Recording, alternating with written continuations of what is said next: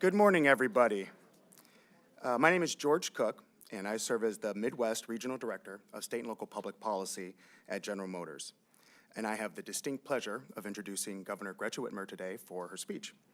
As a former staffer for the governor, I know firsthand that the governor's leadership uplifts bipartisan values and collaboration to best serve her constituents and the state of Michigan. She is setting up Michigan for decades of growth and success and is laser focused on continuing to grow Michigan's economy. General Motors shares the governor's dedication to driving jobs, innovation, and excellence in our home state of Michigan.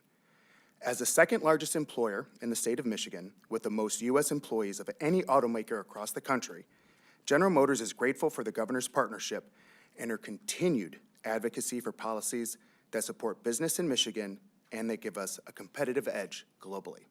With no further ado, Governor Gretchen Whitmer. Thank you.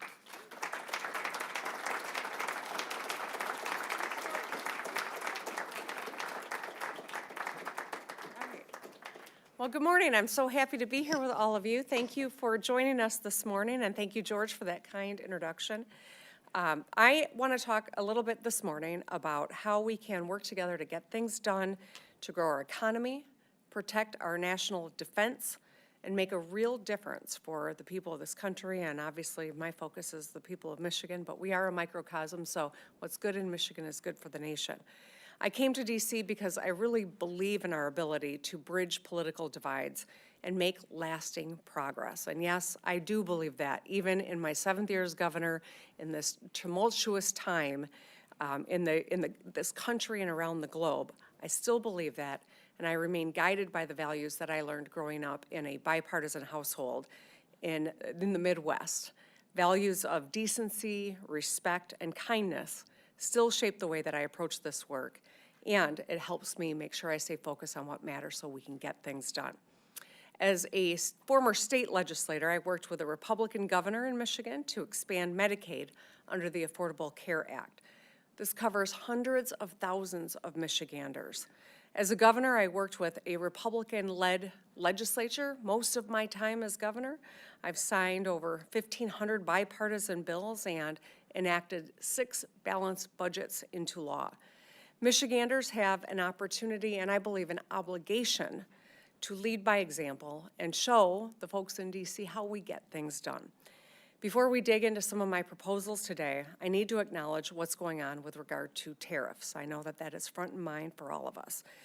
I'm not going to sugarcoat it. These last few days have been really tough for Michigan. 20% of our economy is tied to the auto industry, which depends on a steady flow of goods from our largest and closest trading partners. We're home to the busiest international border crossing in North America. More than 10,000 vehicles carrying parts and materials cross the bridge between Detroit and Windsor every weekday. We're already seeing the impacts of tariffs. Auto companies are stockpiling parts and laying off workers. Suppliers are facing higher costs and delaying expansions. Dealerships are forced to raise prices by up to $15,000 amid slowing sales. And since every single auto job supports 3 others in the community, the impact is being felt by all of us, including small businesses across my state. Economists have pointed out that these tariffs represent the largest tax increase in nearly 60 years, costing families an average of $1,900.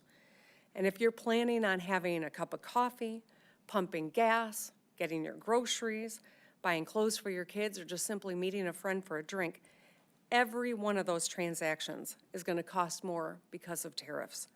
At the same time, we know that 401ks and IRAs are plunging, which is going to force older Americans to put off retirement. Home prices are going to go up and putting home ownership further out of reach for young people. So it really is a triple whammy: higher costs, fewer jobs, and more uncertainty. And it couldn't come at a worse time. People have been struggling after years of inflation and wages that aren't keeping up. We need government to stay focused on lowering the cost of living, Instead, what we're getting is the opposite. Less money in our pockets, more doubts about future paychecks, critical government services that are getting defunded when they are needed most. I understand the motivation behind the tariffs. And I can tell you, here's where President Trump and I do agree. We do need to make more stuff in America. More cars and chips, more steel and ships. We do need fair trade.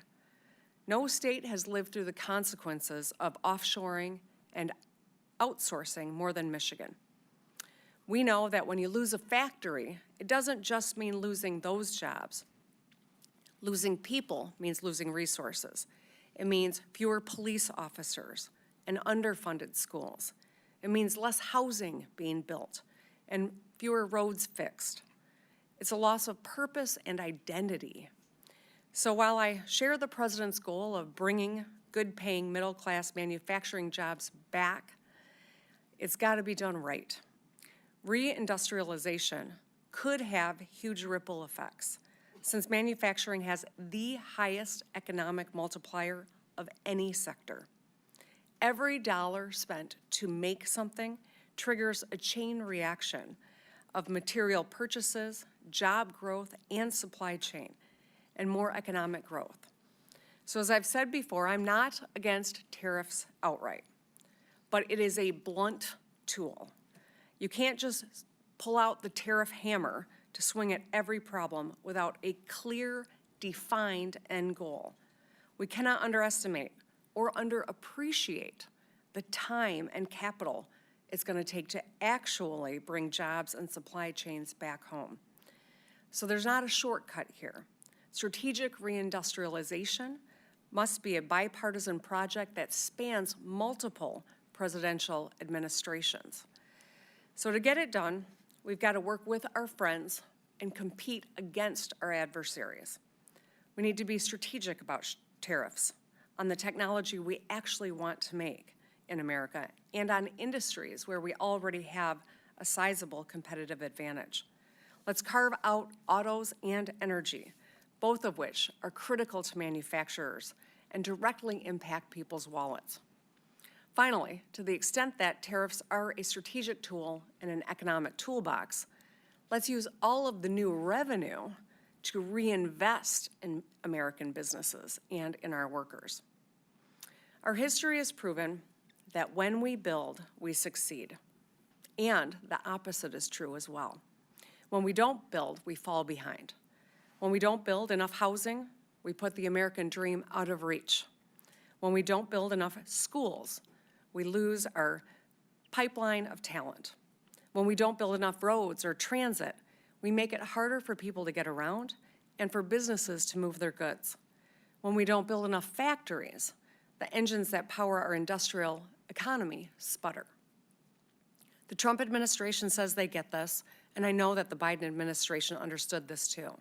It's why, despite the political division we see on the surface, there has been a real bipartisan effort below deck to bring manufacturing home. Here's an example from Michigan. In October of 2023, my administration invested $40 million to fix Wilder Road in a small town near Saginaw on the shores of Lake Huron. We got it done to help Vantage Plastics. This is a local manufacturer. We're helping them to build a new factory and create 93 good-paying jobs, local jobs. And this is a very purple part of Michigan. Donald Trump won this area 3 times and I carried it twice. A few weeks ago, Vice President Vance visited the finished factory. He spoke there and he said, and I quote, "Making things, building things, working with our hands is America's heritage." I agree with this.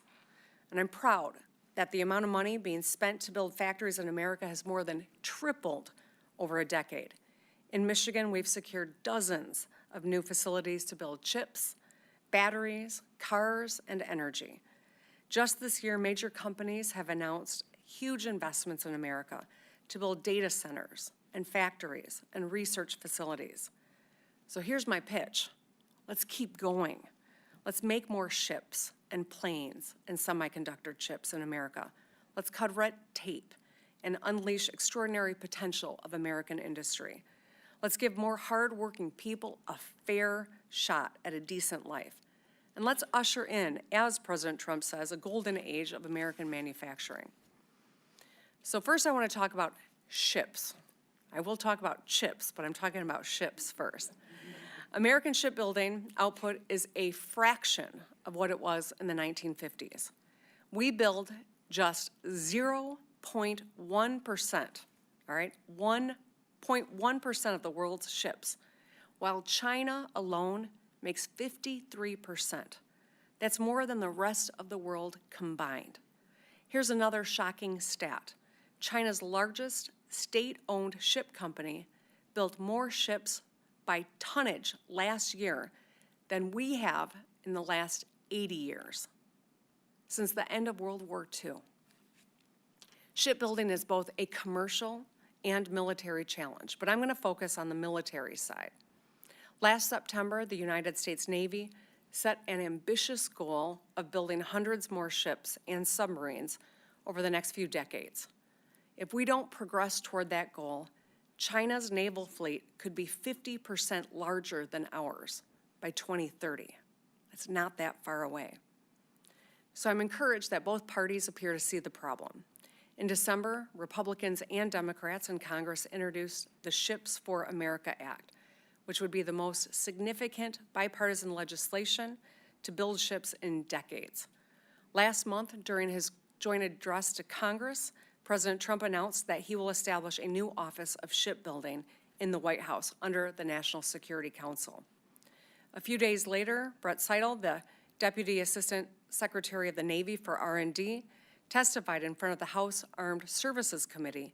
He outlined the challenges that we face, including reduced manufacturing capacity, supply disruptions, and most of all, workforce shortages. The last factor, workforce, is huge. We are short more than 100,000 workers, as nearly every major American shipyard has a hard time hiring and retaining the workforce they need. The shortage will get worse in a generation as we see a generation of experienced ship workers start to retire. If we don't act, our shipbuilding workforce will soon be smaller and less experienced than ever. In Michigan, we're the tip of the spear, or the tip of the torpedo in this case, in facing this challenge. Last year, the former Navy Secretary and I launched the Michigan Maritime Manufacturing, or the M3 initiative. It's a job training program built in partnership with Macomb County and Macomb County Community College to prepare thousands of Michiganders for careers in maritime welding and machining. A few weeks ago, I attended the first ever M3 graduation. It was full of inspiring stories. There was a mother and son who are graduating together. A young man who built a career on his career in tech education he got in high school. Another who went from homelessness to a hopeful future where he signed a contract that day with a company at a good paying job. A clerk, a caregiver, a Coast Guard veteran. These are some of the people that graduated that day. We've already heard from businesses that have hired some of these recent graduates and are really impressed with their technical talent and the skills they brought on day one. A couple of weeks ago, I shared the success of this M3 initiative with Defense Secretary Hegseth. I told him it's good for workers, it's been good for Michigan, and it's good for America too, and national security. So my proposal is let's grow it. Let's expand initiatives like this. Let's do it statewide in Michigan, but replicate it across the country. The state of Michigan is ready to serve as a connector between the Navy and our network of 31 tribal and community colleges. We have the skills and the ability to make sure we're training people up. We can train thousands of Michiganders to do what we do best, which is GSD, get ship done. All right. Now let's talk about planes. We are the world leader in both commercial and military aviation. We're the home to industrial giants and manufacturers up and down the supply chain. We have a strong network of allies and around the globe in this space, including the UK's Midland Aerospace Alliance, who I met with 2 weeks ago. Our air superiority is second to none, but we are facing serious economic headwinds as our adversaries are catching up. Globally, we're short 17,000 jets and planes, and plane travel shows no sign of slowing down, with an all-time high of 5.2 billion passengers last year. Because of the shortage, however, airlines are having to use older planes for longer periods of time, for an average of 14 years. Now, there's a huge opportunity here to meet demand while making a profit and maximizing market share. China understands this. This is their plan, actually. They're rapidly expanding their aviation industry, both military and commercial, and they're gaining momentum fast. They're world leaders in drone manufacturing, and just the second country after the United States to have 2 stealth fighter jets, the J-20 and the J-35. China's largest passenger plane company, Commercial Aircraft Corporation, COMAC, now makes models that are competing with best-selling American-made planes on the market. They are on the verge of challenging Boeing and Airbus as a serious competitor. This should serve as a wake-up call to this country. COMAC, like so many Chinese companies, is funded directly by the Chinese government. This allows them to undercut others on the price while they're plowing billions into R&D. We see the same story playing out in the car market. Over the past decade, Chinese automakers, directly funded by the Chinese government, have muscled their way into countries around the world. They can sell at a loss because of the way that they're funded, and they're gobbling up market share, and they're driving out local competition. In Southeast Asia, Japanese giants like Honda and Toyota and Nissan are selling fewer cars. In Europe, Volkswagen was forced to close a factory for the first time in its century-long history because of Chinese competition. If we don't hit the throttle now, while we lead in the commercial and military aviation, China will pass us. That's something we cannot afford. We must protect our lead, and Michigan is ready and poised to do whatever it takes to win this. We can lean on our manufacturing experience and skilled workforce to boost domestic aviation manufacturing. We've got history here. There is precedent here. During World War II, Michigan automakers and suppliers took to the skies. In a matter of months, we shifted from producing cars and trucks for civilians to producing airplanes, tanks, guns, and shells for GIs. A Buick factory won a contract to build 500 engines a month, but ended up making 2,000 during that time. At Ford's legendary Willow Run Airport, 42,000 Michiganders rolled a B-24 bomber off the line every hour, 24/7, for a grand total of 8,865. And a generation of Rosie the Riveters said, "We can do it," and they worked in the factories. We were able to get it done because the federal government set a clear strategy, made it easier to move fast by slashing red tape, and simplified procurement. When you already know how to make something complicated, like a car, it's a lot easier to shift your factory to make something else. Domestic manufacturers, whether they're multinational corporations or small and mid-sized companies further up the supply chain, stand ready and capable to do this. If we collaborate at the state and federal level, we can make targeted investments to retool our factories, to make planes, plane parts, and drones.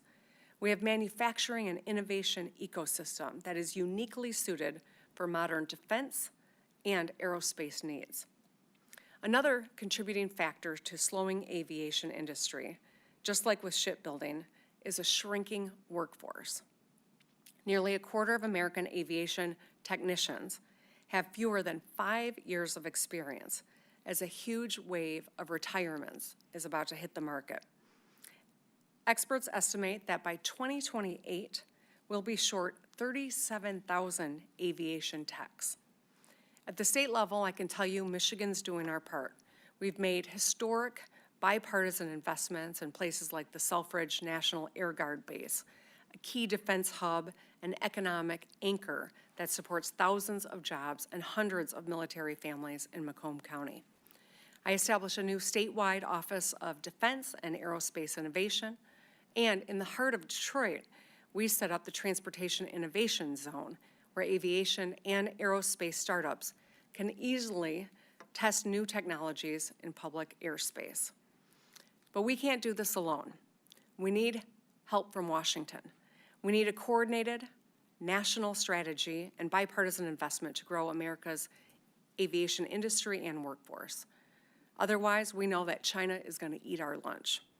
If we're proactive, we can create tens of thousands of good-paying jobs and protect our national security and lower costs for travelers around the world and here at home.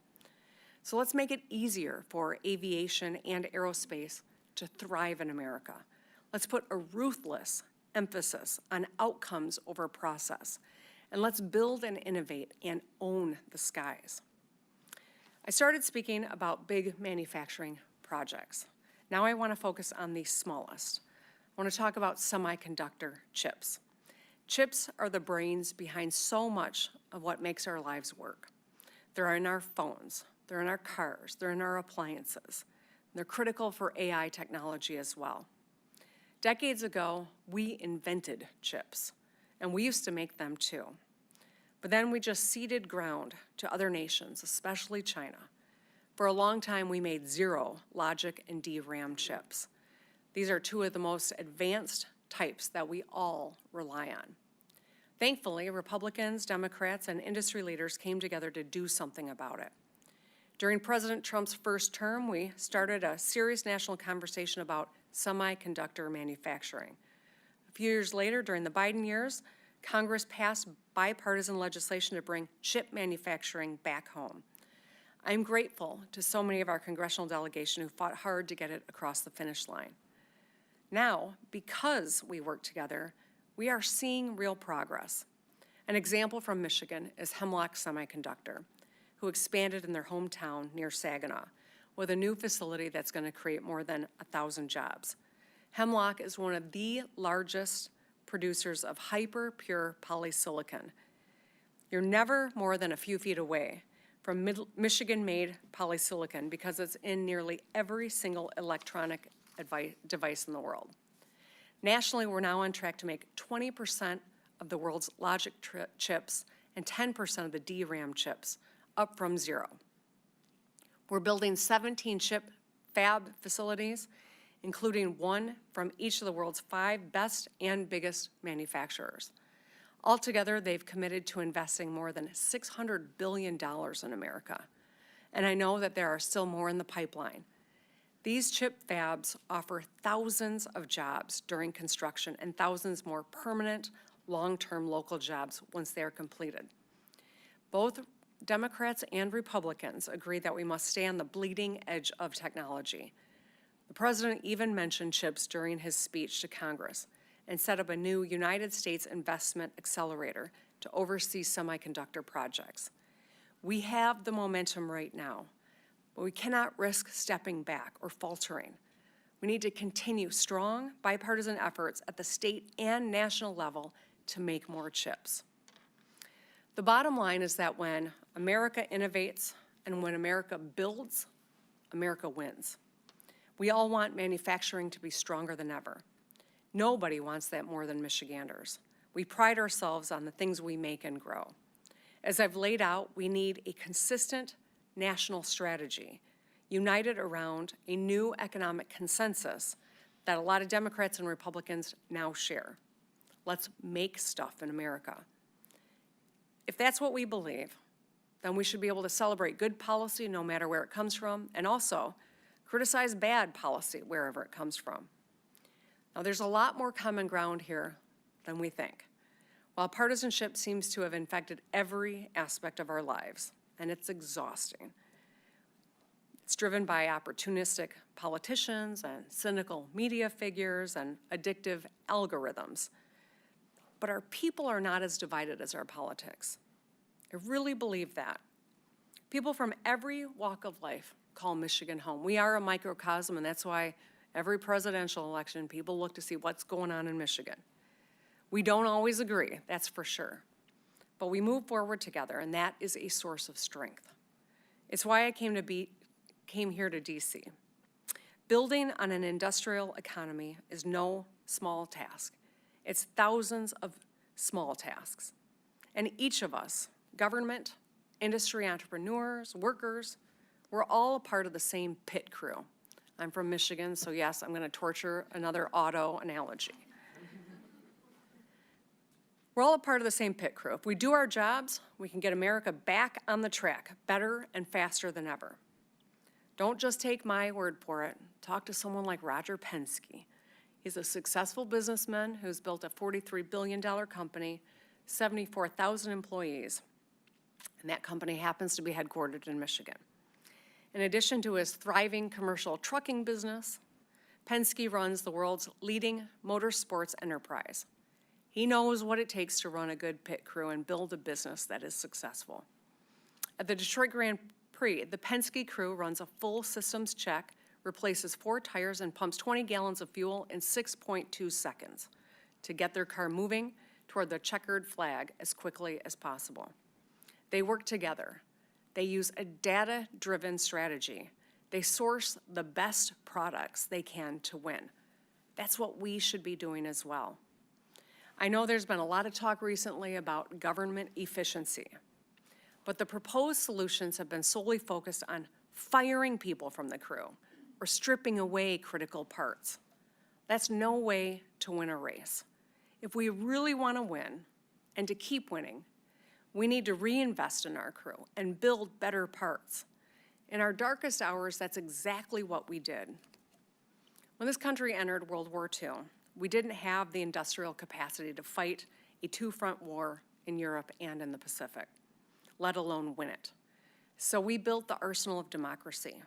It was the most successful collaboration between government and industry and workers in our history.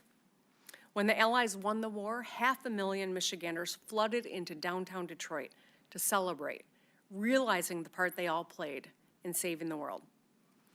Now, fast forward to just a few years ago. As we faced a deadly global pandemic, the President launched Operation Warp Speed. We moved faster than anyone thought was possible to create, test, make, and ship billions of shots of a life-saving vaccine. I still remember the pride I felt when I watched the Pfizer vaccine get packed into trucks and roll out of Portage, Michigan. People stood outside on the road, even though it was bitter cold, waving the stars and stripes, proud of what we had done. It was an extraordinary achievement that showed us what's possible when we work together to streamline government and allow America to do what it does best, innovate and build. We got a lot going for us, but our future is uncertain. We have good cards, but good cards alone don't mean jack if you don't play them right. This year and in the years to come, no matter who is in the White House, we need to be betting on American workers. We need to bring chip manufacturers back home. So let's dominate the seas and the skies and the roads. And let's innovate and let's build together. I really appreciate you joining me this morning, and I'm looking forward to the conversation that we're about to have next. Thank you so much.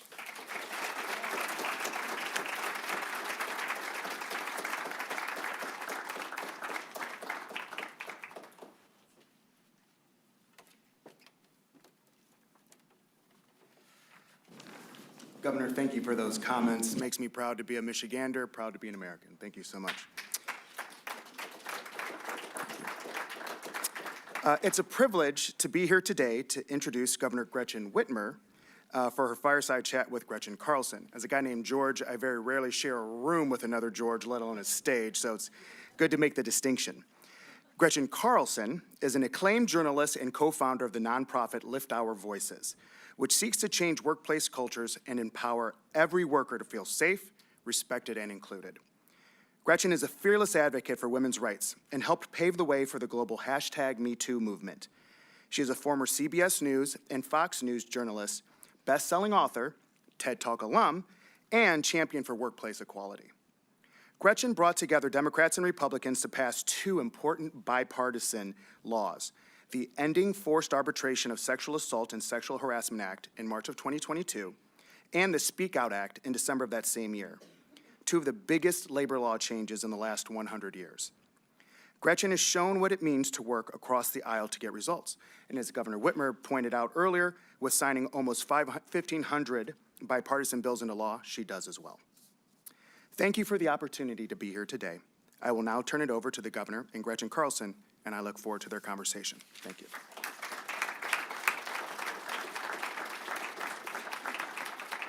Thank you. Well, thanks so much for being here today. It's my honor to be up on the stage as well. We're going to tackle tariffs, and we're going to talk about the governor's bipartisan approach. But first things first, our name. Yeah.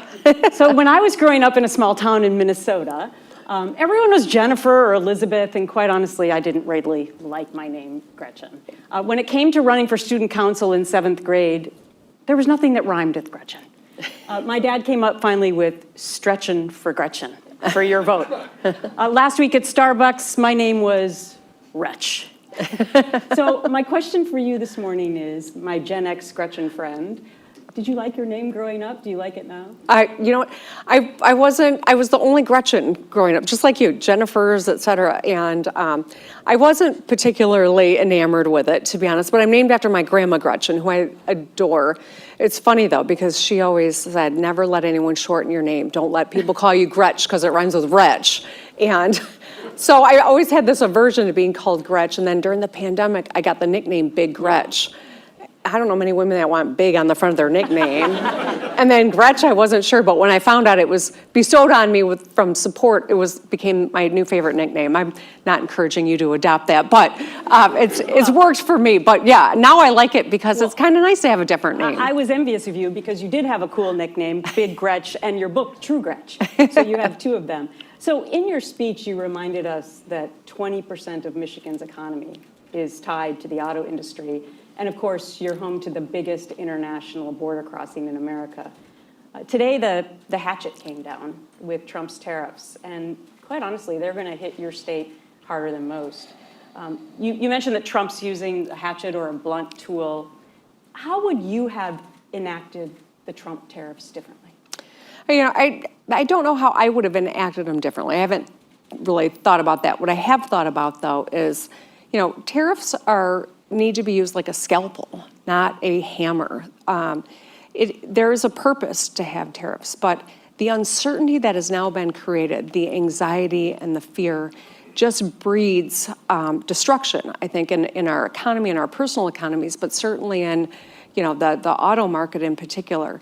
You know, the president negotiated USMCA. It was a good deal. It has worked, and I think, you know, now treating our allies, our North American neighbors, like adversaries is going to cost all of us. It's not just going to cost that relationship, but every American consumer. It's probably going to cost a lot of auto jobs, make the cost of buying an auto, much less blueberries from Mexico, going up. And so the big loser in this is American manufacturing. It is the American consumer. Understand that China, yes, we need to have our eye on China. I talked about it, whether it's in aerospace and ship making and in automotive and in a variety of economic ways. That is different. We need to level the playing field. We need to enforce the laws against Chinese companies that are coming into this country, underwritten by the Chinese government. But the North American tariffs in particular are really going to have a dramatic negative impact on Michiganders and on business. Business wants certainty. And right now, when the rules are changing literally day by day, no company is going to be able to invest the hundreds of millions or billions of dollars in many cases, much less make decades-long investments because you don't know what the rules are. And because of that, we're going to see contraction, we're going to see paralysis, and it is going to lead to job losses and higher costs for people. And so I will continue to encourage the White House to think about what the long-term strategy is. How do we meet those goals, and to recognize this isn't a moment-to-moment issue. It's just going to continue to wreak havoc and make everyone feel the anxiety and fear and have dramatic losses that we can't afford to have right now. I want to talk about your constituents because I don't have to tell you that Michigan has had it tough with trade wars NAFTA eviscerated manufacturing when production moved to other countries and to cheaper southern states. And now tariffs are quite honestly putting you in a tough spot with your constituents. On the one hand, you have the UAW, who for the most part is in favor of these tariffs, saying that, you know, if they work as Trump says they will work, then it'll bring back jobs and manufacturing.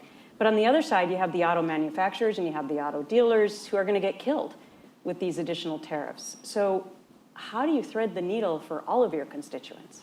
Well, you know, as I talked, Michigan does feel, you know, there's a saying that when America gets a cold, Michigan gets the flu, right? We are the first to be hit when, to feel the pain of decisions that could be argued to be capricious or not strategic. We feel it harder than any other state, and that's what we're seeing already in Michigan. You know, I understand the sentiment that some are conveying, yes, we should be onshoring supply chains. I agree with that. Yes, we should be building more stuff in America, 100%. It's a national security issue on top of all the other reasons that it's a good thing for jobs, it is a good thing for consumers. And if we had a magic wand, could we all go back and redo some things differently? That'd be lovely, but we don't. The reality is, in this moment, we have supply chains that have been built up with our North American neighbors that American jobs rely on, seamless flow. Yes, perhaps we should be onshoring, and the goal is great, but we need to be realistic. That doesn't happen overnight. There are suppliers that are still trying to recover from inflation and COVID who are on the bubble and don't have the resources to weather this up and down uncertain time that, you know, where the rules keep changing. And so I do worry that a lot of businesses won't make it if this goes on much longer. I worry that big companies that are reliant on those small businesses then pay a price as well. You know, I have done a little bit of traveling abroad recently, and I can tell you there is an anti-American sentiment that they're saying don't buy American goods anymore. American companies are going to pay a price for that. And so I'm really very concerned about how do we navigate this? As for the UAW, we'll lose some UAW jobs.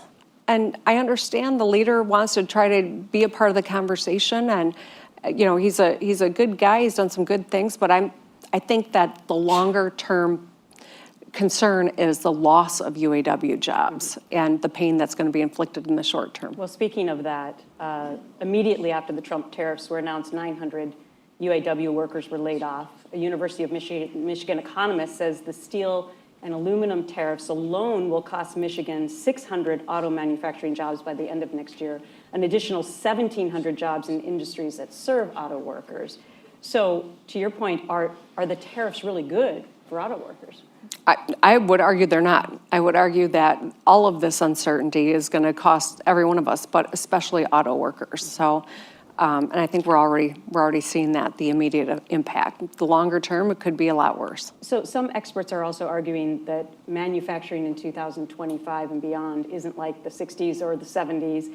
Jobs have been modernized, obviously, with technology and AI, and that those will actually be the new jobs that are coming, if any. So you talk a lot about the hope of future manufacturing jobs. Is that really real, not to mention that they take time to come to fruition? Yes, it is. You know, as I talk to economists, there's no question that the type of manufacturing is very different. It's a lot cleaner, it's a lot more automated. You still need a lot of people. You need people to run the machines. You need people with a higher, different, you know, set of skills in order to do this. And as we look at shipbuilding and aerospace, you know, as I was talking about earlier, there is a huge amount of need. There's a real opportunity for us in manufacturing, good paying jobs, but it requires discipline. It requires marshaling the resources, streamlining the processes, and making sure we've got the workforce to do those jobs. And so as I highlighted M3, which is a great initiative that we have in partnership with the U.S. Navy. You know, it's going to take thousands of small investments like that in order for us to meet the need, but there's a real opportunity here. If we seize on this, in 10 years, our manufacturing capabilities will be even more advanced. We'll have more people making more money, but also we will be owning these industries instead of trying to catch up or having our adversary be the dominant leader in all of these realms. So last week, Trump demanded that automakers not pass along the increase in costs to consumers. Ironically, my family was in the car business in Minnesota for 100 years, so I've lived this and seen the ups and downs. Dealers honestly don't make money selling cars. I mean, they make it in service and body work and used car sales, and so the margins are small for new cars. There's no way they can absorb these kinds of tariff costs. So where are these higher costs going to be passed down to? The consumer? To the dealer? Who? Yeah, well, the dealer won't be in business very long if they assume all the costs. So it will, by necessity, be passed on to the consumer. This is a tax on the American people.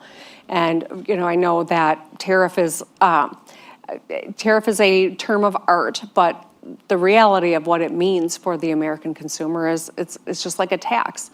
And unfortunately, it's unclear how this is going to strategically benefit the American economy or the American consumer.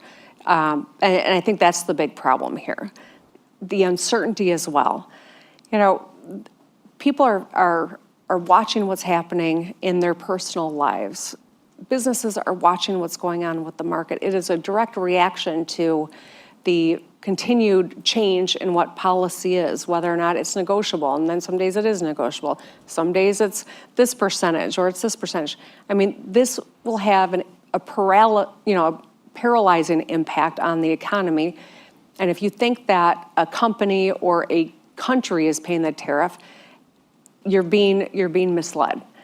It is the consumer that ends up paying the cost, and it's a tax. And that leads us to what happens to the economy. JP Morgan and others are now predicting 50 to 60% possibility of a recession. The 2008 recession hit the auto industry hard in Michigan in general. Are you afraid history is going to repeat itself? I am. It won't be a real repetition because that was driven by other things than some decisions by the White House, but the impact could be as severe, if it could be worse, frankly.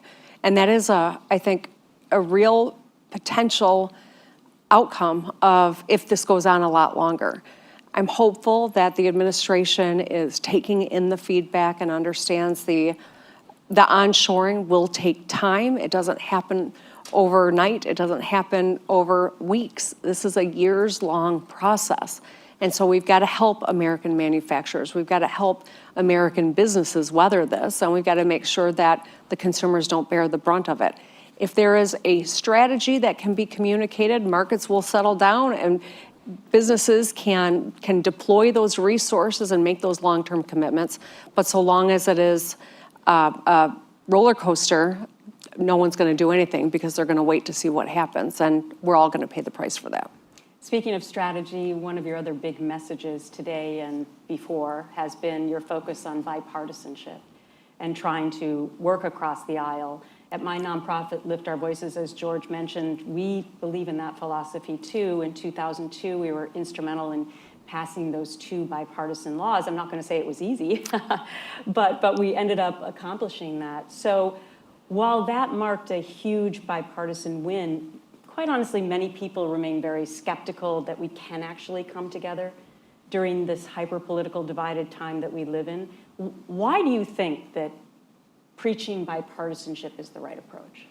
Well, I know that we're never going to find common ground if we're not talking to each other. And I also understand, in this moment, it feels like no action comes without loud criticism from one realm or another. And as someone in the public eye, I can tell you it's coming from both sides of the political spectrum.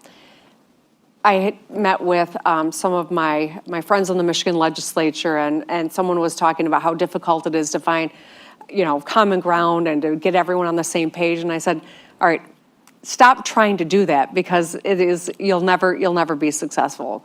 I could, demonstrate on the front lawn of the Capitol for 4 weeks on end, and some people would say I hadn't gone far enough.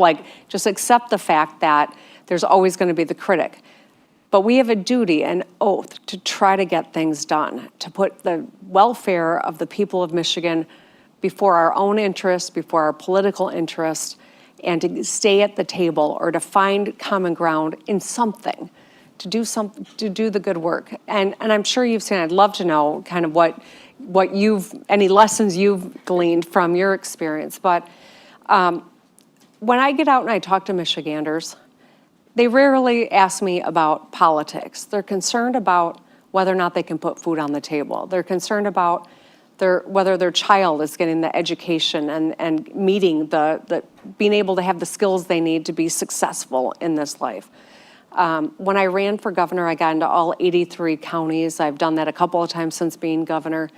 And I try to listen to Michiganders. I try to ask, what's going on in your life? What can I do that'll make your life better? If there was one thing I could do. And it frequently comes back to the economics of trying to get ahead.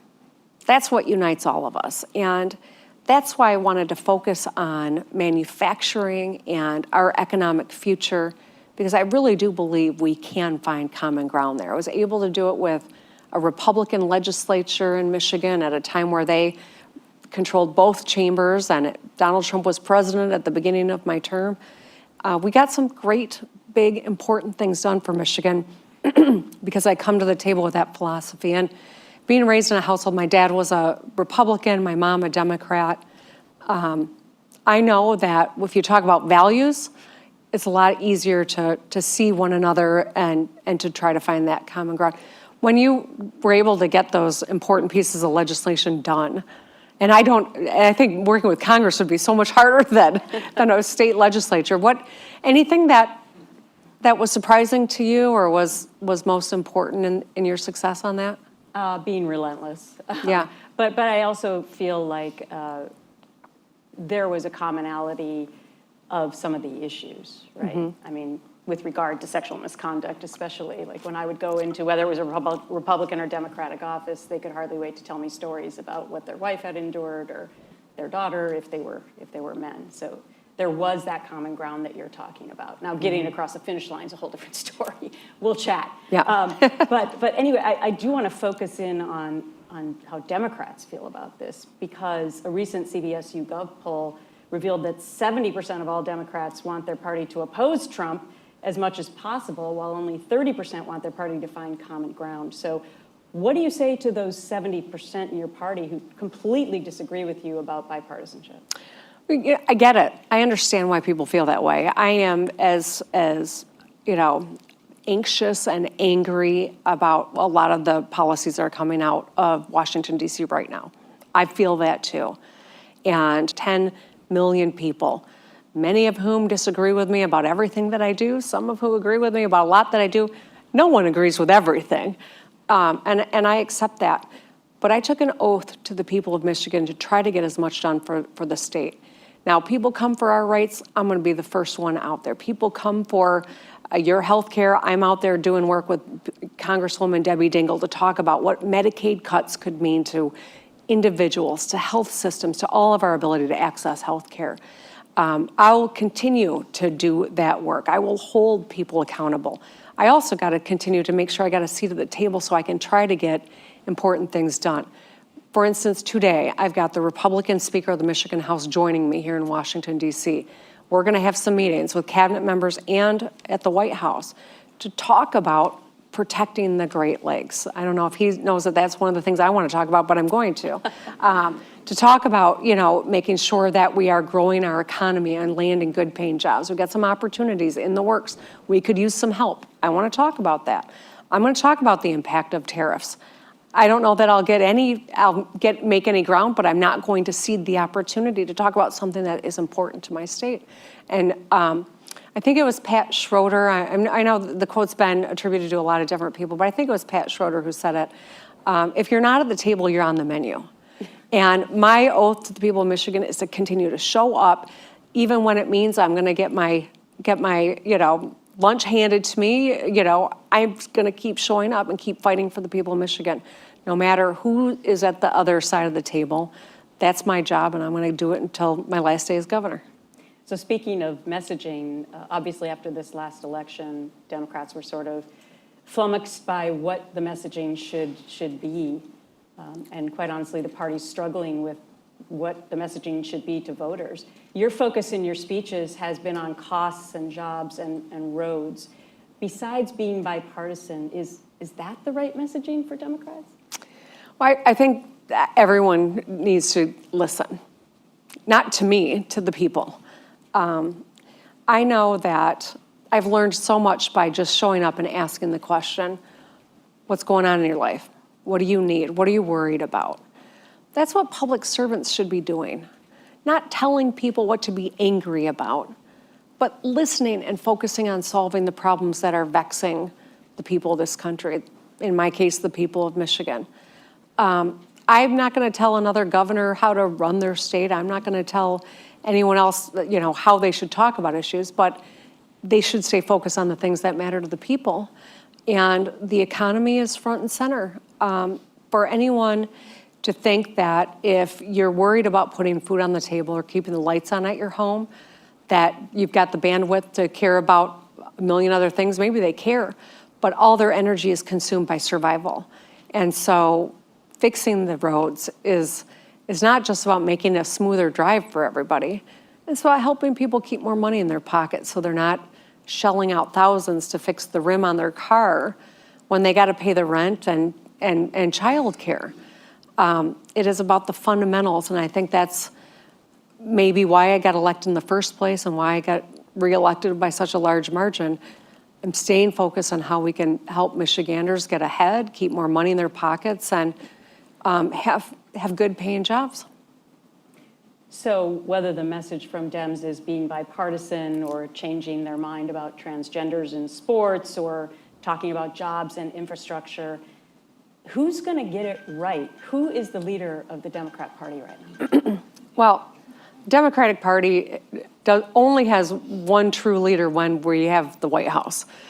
When we're not, when we don't have the president, there's a lot of leaders in the Democratic Party. I think I'm really fortunate to have such a great bench of fellow governors that I call my good friends that, have been really important in terms of helping us navigate historic challenges from pandemics to the current situation that we are in, to leaders in Congress who play a really important role in terms of what's going on here in Washington, D.C. So I would say there's very rarely one true leader of the Democratic Party, and probably the same true on the other side of the aisle, although maybe not in this moment.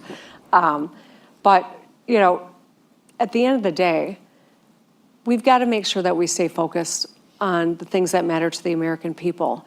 If we are sidetracked by issues that aren't salient to the average person, I don't see how we have a different outcome than what we are experiencing now. And that's why I want to encourage people talking about the economy, talking about good paying jobs, American manufacturing, solving people's problems.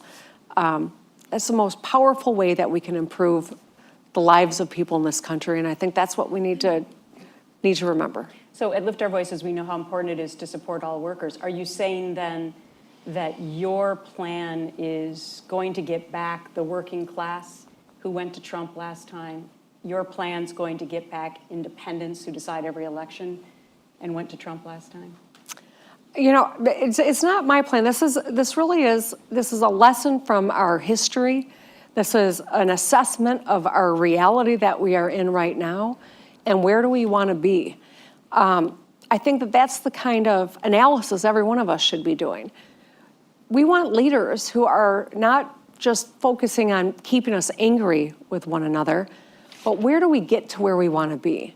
That's what I'm talking about here. This is about an honest assessment of our challenges, but also an optimistic view of what's possible, where we can find a future where every person can get ahead and be a part of building a country that is a world leader. I would say we got a lot of work to do, and that's what I'm focused on. A government that is strategic, that is focused on strength and opportunity for every American worker, where there is a fair shot at a great life, but also an America that leads the world again on all these fronts. So you're more than 500 miles away from home giving this big speech. You could have given it in Lansing, but instead you chose to do it in the nation's capital. Is this your way of telling us you are seriously considering coming to DC, perhaps to the 1600 block of Pennsylvania Avenue? Are you running for president? No, this is my way of saying, this is similar to speeches that I've given in Michigan too, by the way. This is, I think, a blueprint for success. This is what we did in Michigan during World War II. This is what we are capable of as a nation. We need leadership that stays focused on doing these things so that Americans can get to work doing the big manufacturing that we are falling behind on globally, so that we can harness the strength of American companies, American institutions of education, and the American workforce. That's what this is all about. I desperately want whomever is here in the White House today or in the future to really be thinking long-term about how do we build a country that is leaders, that is revered again, that is dominant in these industries, and that has a lifestyle that is the envy of the world. That's who we were at one point. We can be that again. But I think this is what the blueprint should be. Well, when you do decide to run for president, I hope you tell this Gretch first. Okay? You got it. All right. So big Gretch, true Gretch, Governor Gretchen Whitmer, thank you so much for this. Thank you, Gretchen. I appreciate it.